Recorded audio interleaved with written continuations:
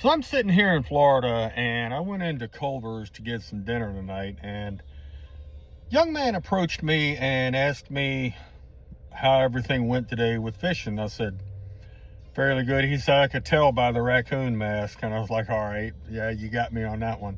But told him that I really loved this place, and how special I thought Okeechobee was and could be, under better conditions, even more impressive. And he asked me a question, and that was along the lines of, fishing and getting started.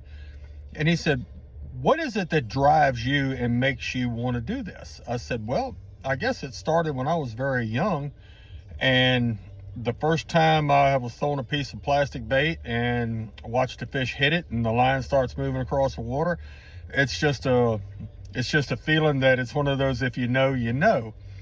And talked to him a little bit longer and kind of told him about my faith in God above and how instrumental that was and how that plays into everything that I'm doing, and the fact that I just asked God above to allow me to be a blessing to somebody else along the way.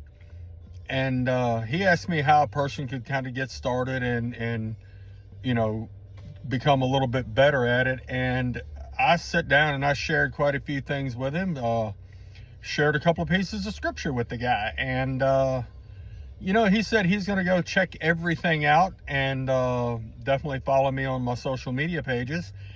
But I guess it's true, when you ask for these things to allow God to be a blessing, to allow you to be a blessing rather, you never know who you're going to influence or where. So there again, it's one of those things it's kind of humbling. I mean, I just had what I thought was probably not one of my better Saturdays of fishing and not one of my best tournaments, but it turns out that there's a bright spot at the end of this day, and that's when I got to share some good news with this young man in here, and shared who Christ was, and also shared a whole lot about this world of fishing that I love. So pay attention, folks. You never know who's watching. Y'all have yourselves a great one. We'll talk to y'all later. Bye-bye.